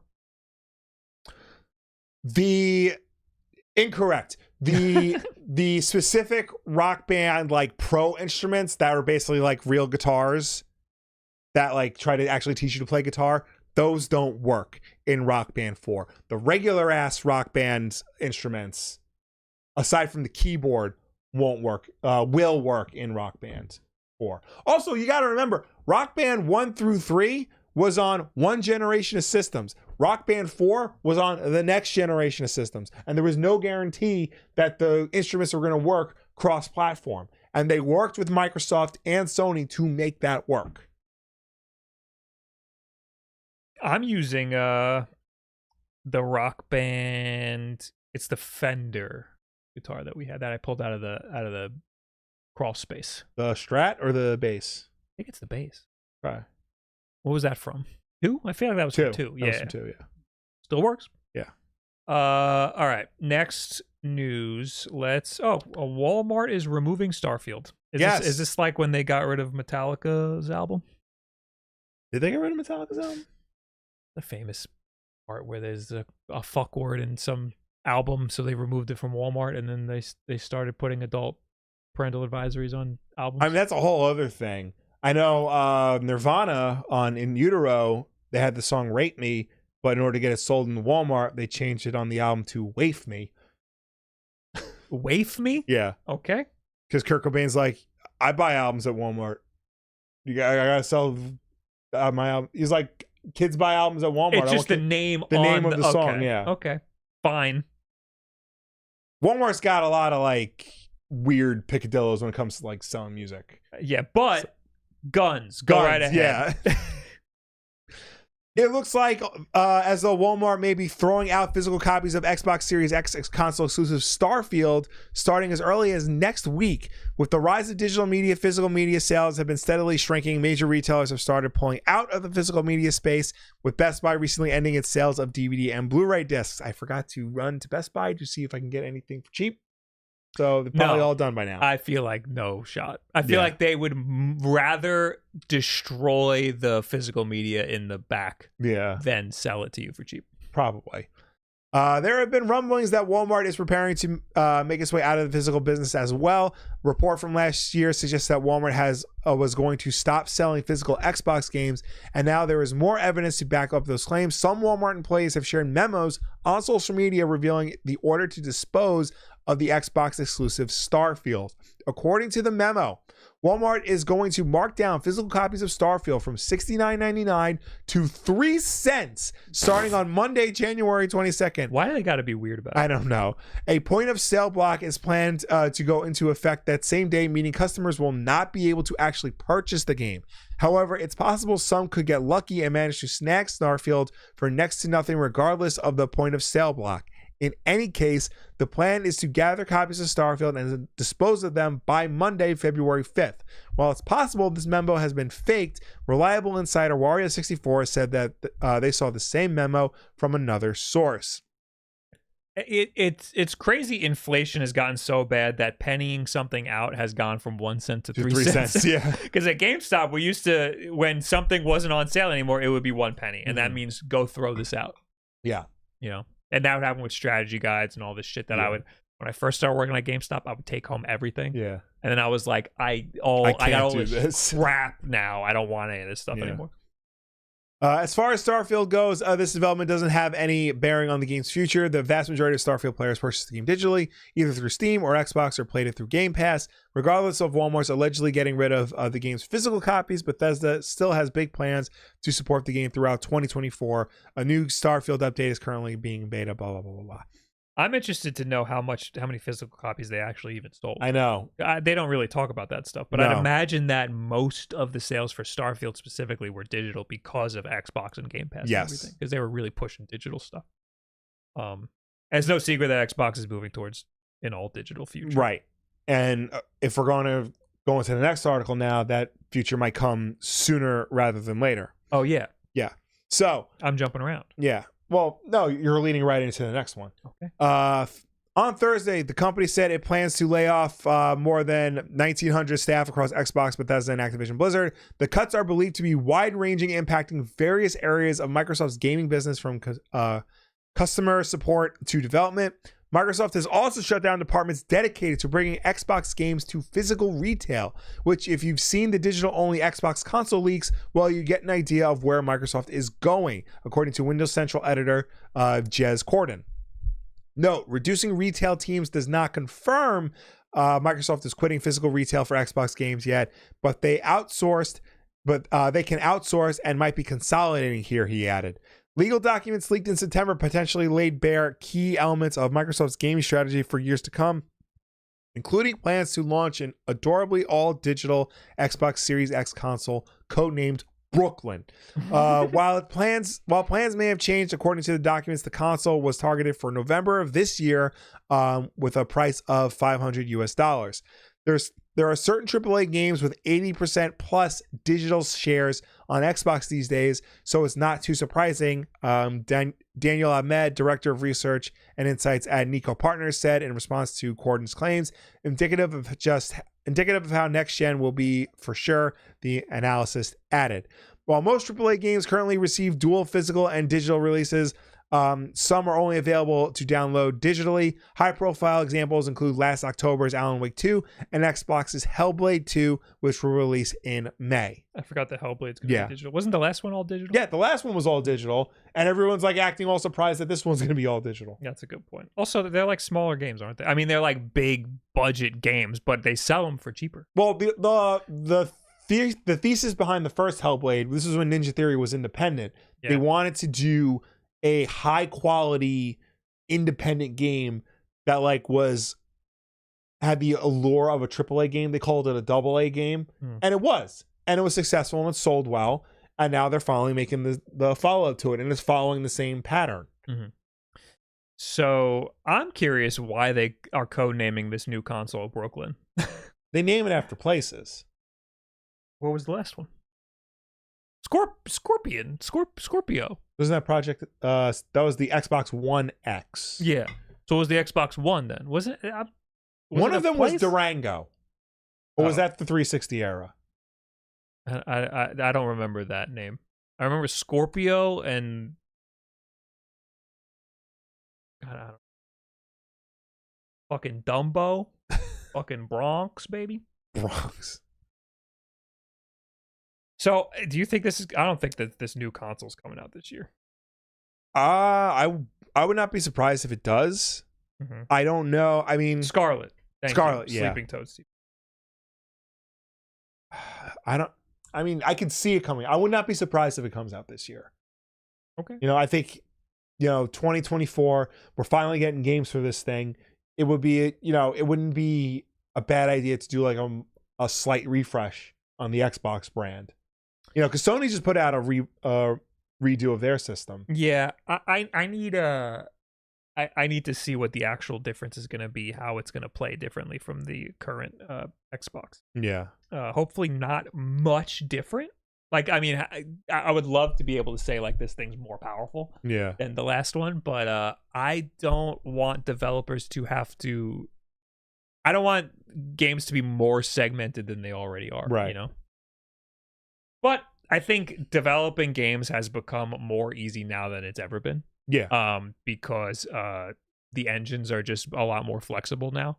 Not to say that they're easy, but they're easier than they've been before, especially if you're doing it for multi-platforms. There's a lot of tools for putting things on different platforms. Yeah. Compared to how it used to be. Like the PlayStation 3 era, that was a fucking nightmare for people to make multi-platform games. But anyway, no surprise, Microsoft is doing away with physical media. Yeah. It's a shame because then we're going to end up with issues like Spec Ops The Line where you can't buy it anymore. Mm-hmm.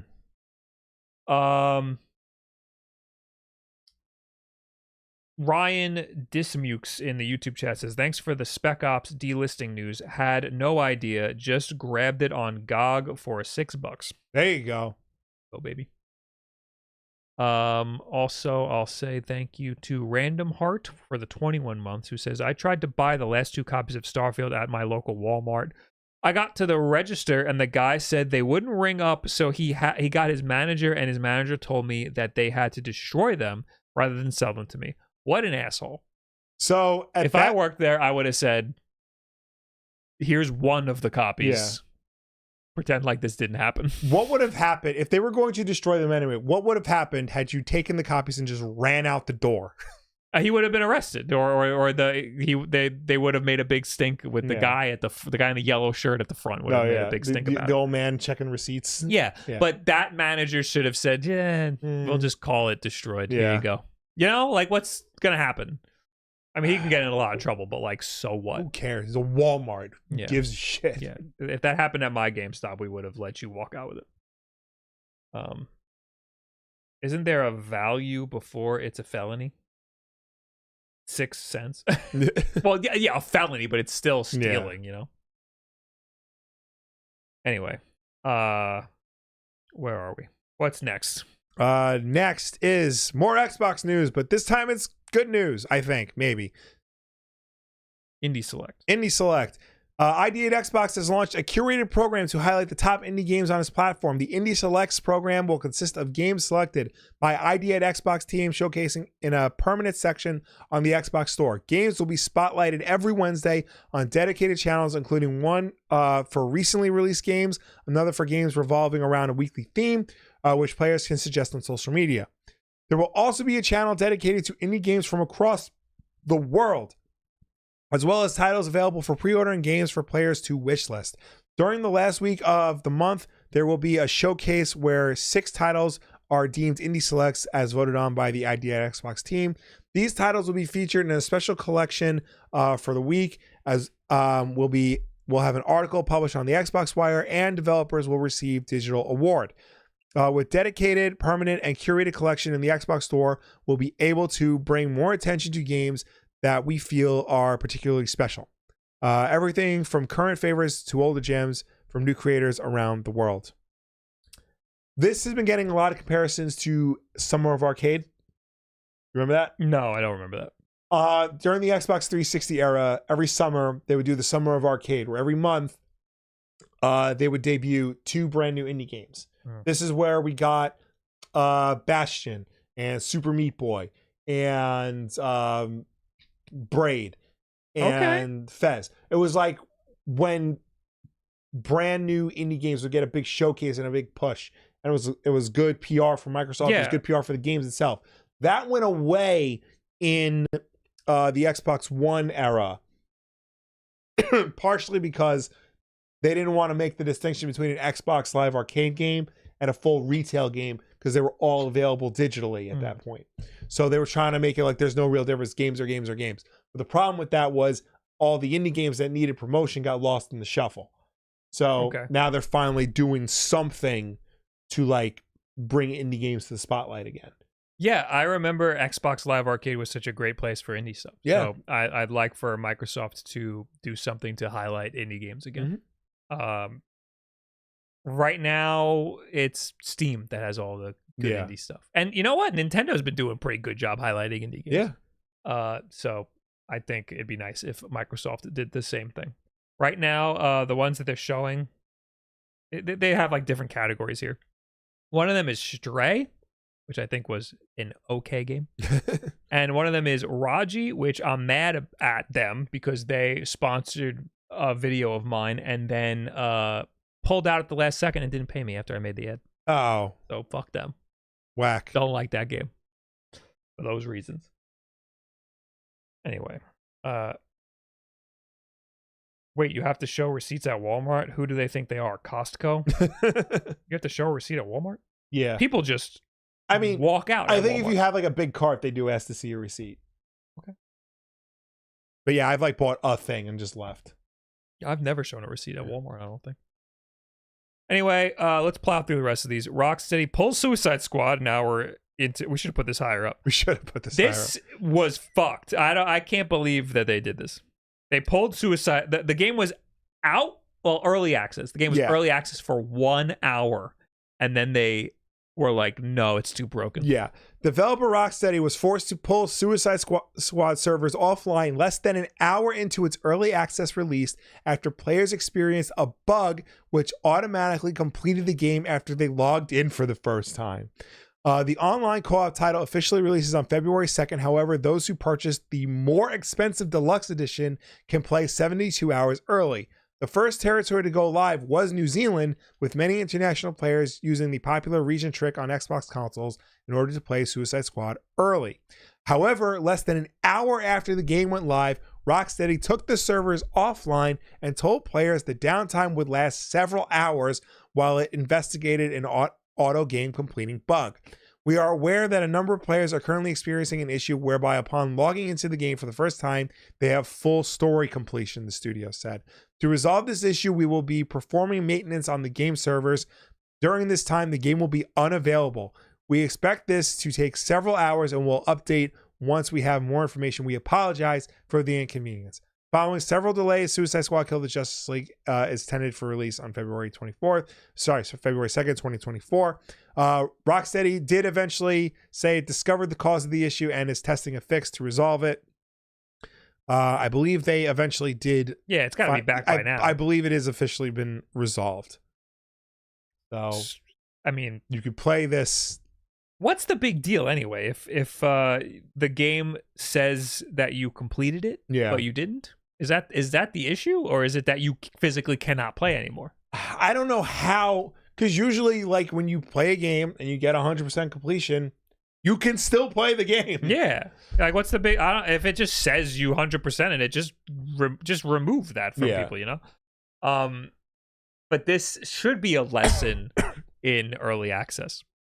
If the game comes out on February 2nd, put the goddamn game out on February 2nd. Yeah, you know. The worst part about it is in order to get the early access, I think it was like you had to buy the $100 edition of the game.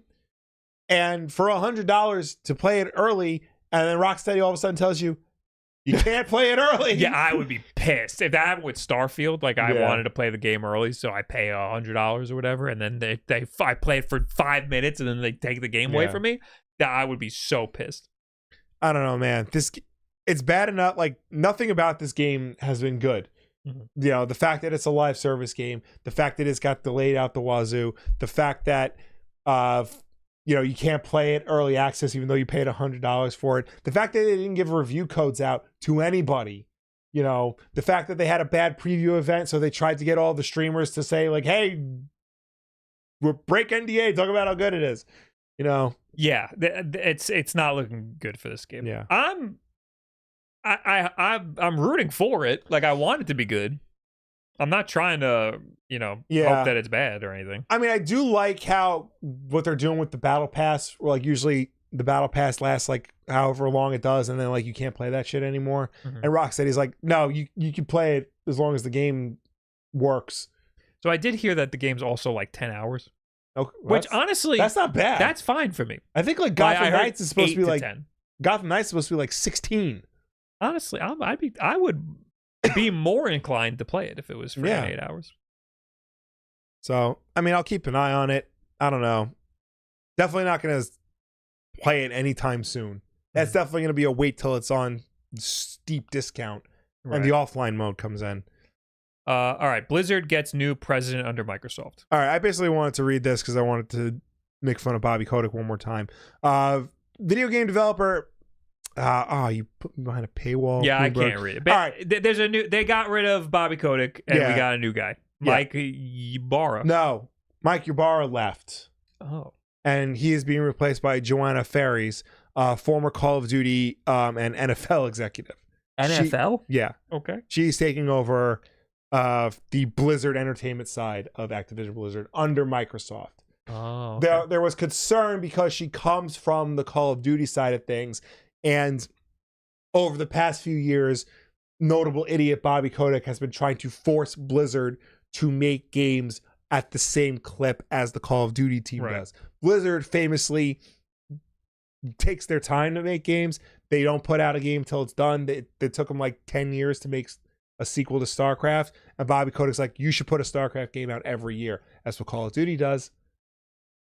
I heard that people didn't like Mike Ybarra. He was put in charge in August of 2021. Yeah. So I don't know. I know when Mike Ybarra was put in charge, he was also put in charge. What was it? This was after like the initial like controversies with like the sexual harassment controversies came out, and they got rid of Blizzard's like top brass. He was and that one guy was replaced by Mike Ybarra and Jen O'Neill, who was the head of Vicarious Visions.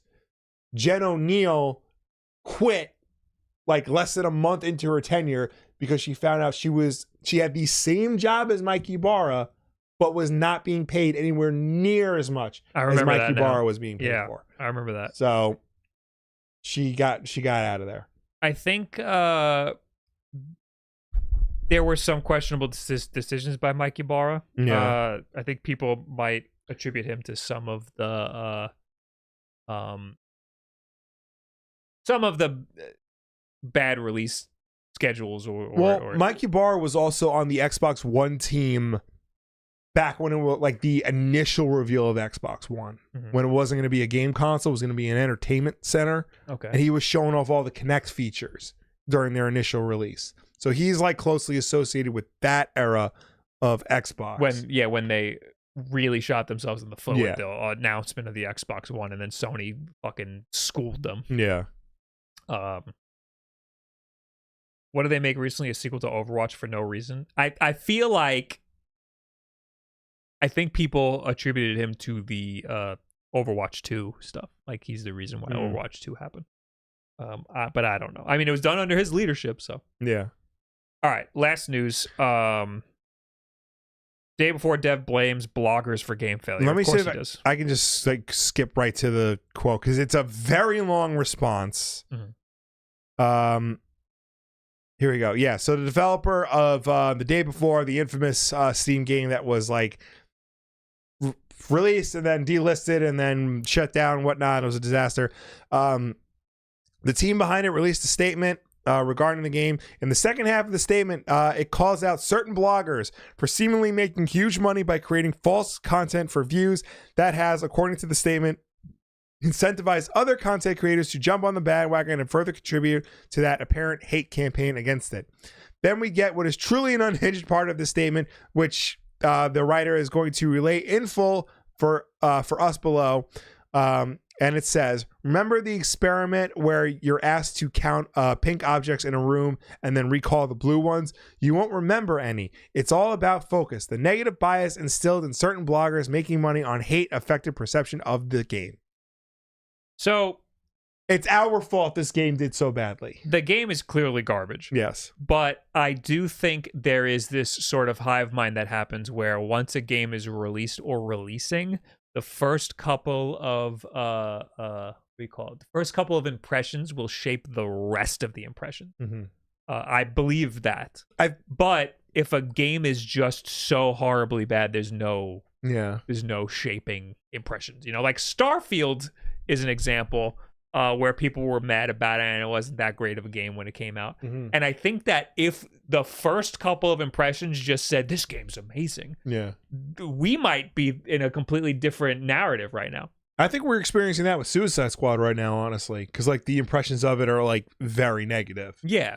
And we don't know like how good it actually is. Yeah. But I think that a game like The Day Before might just be so bad that there's no, even if the first couple of impressions were good, people would eventually get it and be like, what are we talking about? This game's bad, So I do think that he's has a little bit of a point, but he's also mostly unhinged. Mostly unhinged. The game is just flat out bad. Okay. Anyway, you have I put it in there. The Tweet of the week.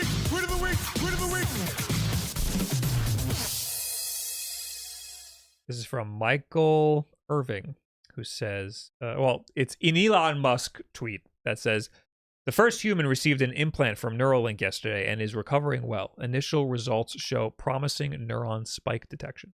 And then he said, Mike Irving said, the audio log you find in a trashed office in a sci-fi horror game. If you scroll down a little bit, you'll see somebody took that and put it like over the Resident Evil. Yes. Honestly, I think I saw the tweet first from Elon Musk and I thought the exact same thing. Yeah. Like in what world? Yeah,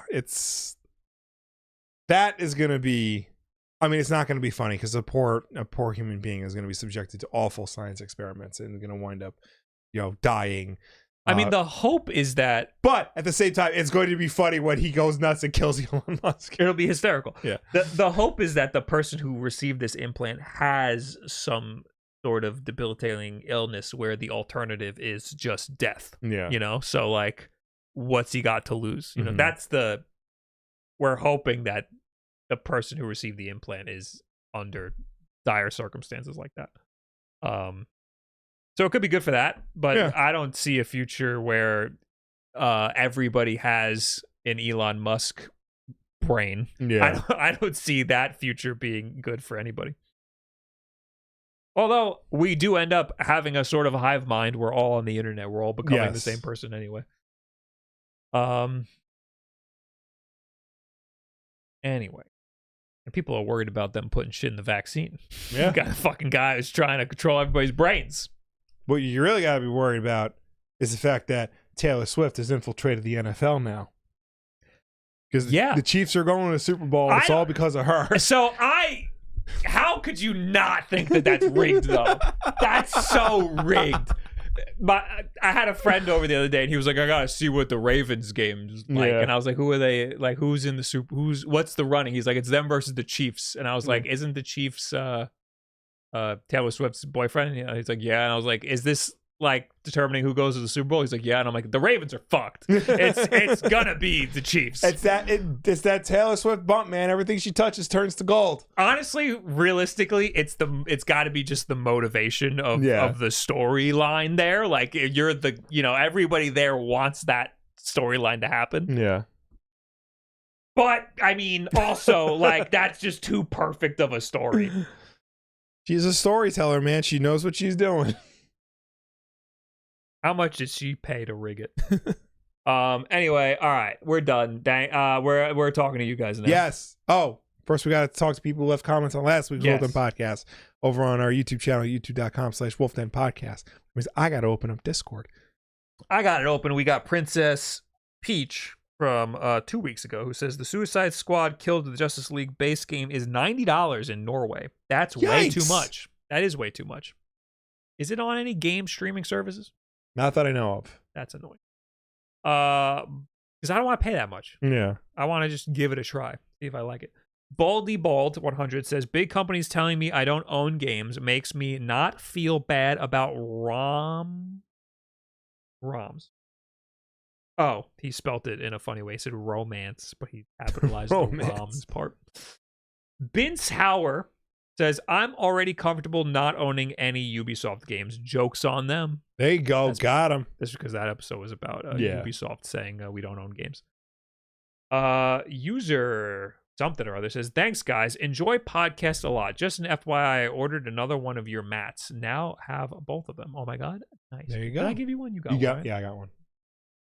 Mr. Rock PR says, I used to rent games at Blockbuster instead of buying them, and I see game subscription services as a similar way to play games without actually owning them. This is fine as long as the publishers are still making money. However, if you want to buy a specific title, then you should be able to do so. I know the Ubisoft guy was specifically talking about their Ubisoft Plus streaming service and whatnot. But we have seen in the past that the games industry is more than okay with extending their reach beyond the subscription services and into, the physical, not the physical, the digital purchases that you buy yourself.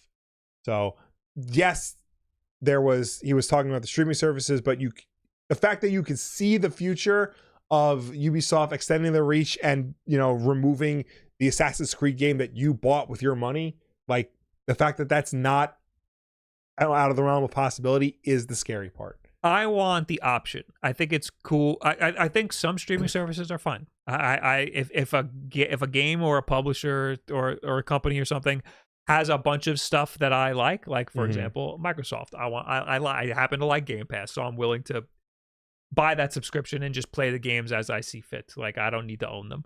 But if a game comes out and I want it and I want it forever, I should have the option to buy it. Yes. Why not have an option at a publisher to buy directly from them and they just print a CD and give it to me?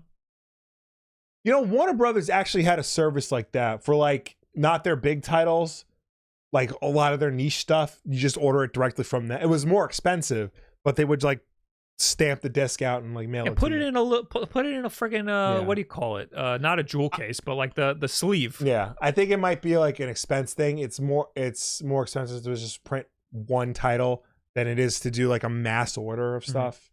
Charge me $10 more. Yeah, whatever. Make it the option.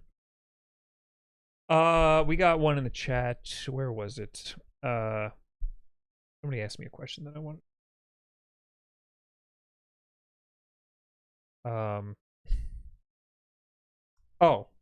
Jagger said, did they talk about IGN whining about not getting a review code? No, I didn't hear about that. But how badly were they whining? Because they deserve a review code. They're IGN. That's the thing. I don't think they were necessarily whining about it. They were just the only publication to publicly say they did not receive a review code. For what? Suicide Squad? Yeah. The thing is, nobody received review codes for Suicide Squad. That's what they were trying to get at here. That's the message that's being lost in, all the discourse around this dumb fucking game. That's usually a really bad sign. Yeah. When that doesn't happen. When publishers don't release review codes, it usually means they don't have a lot of faith in the game, or they're trying to hide negative review scores to get you to go out and buy the game without seeing like, oh, this game is bad, I won't buy it. I mean, I spent like 10 minutes in my last video whining about how I had to pre-order something. Yeah. So I'm not really one to talk here. Yeah. Hyperkin releases an Oscar Mayer hot dog controller. I did see this. Yes. Also is partnering with Kool-Aid and Kraft. Kool-Aid? Aren't all these companies owned by the same multinational conglomerate? Is Hyperkin owned by them? No. Oscar Mayer, Kool-Aid. And also apparently Sriracha. That is looking a whole lot like an 8-bit Duke controller. Yeah. How many Bob Wolfs does it take to screw in a light bulb? If it's in a video, probably like 7.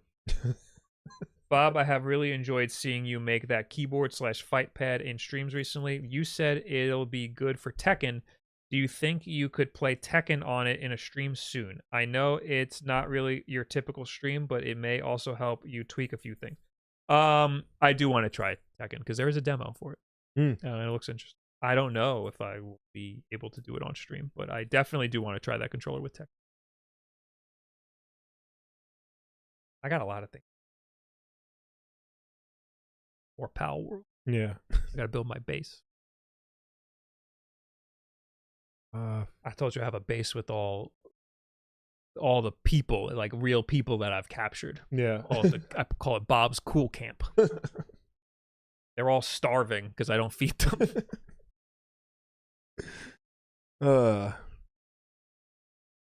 How is it okay for them to generate a 25-digit code for me to buy a game, but not okay for me to? Because that's stealing. Mm-hmm. That would be stealing.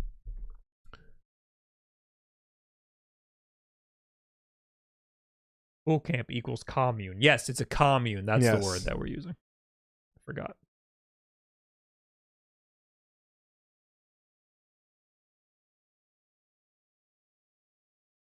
Worked for Dillard's for years, and what is Dillard's? And we had to destroy many articles of clothing, and management had to sign off on it so we could get money back on the unsold items. The money back is weird. See, at GameStop, what we would have to do is throw everything in the dumpster. We had to destroy it, and sometimes the district manager will want proof that it was destroyed, but our store was small and no one ever went there, so we just took it or gave it away. Yeah. Also, like, what are they going to fire me because I gave away something that was worth a penny? Like, suck it up. Yeah. Like, who's signing off on it, you know?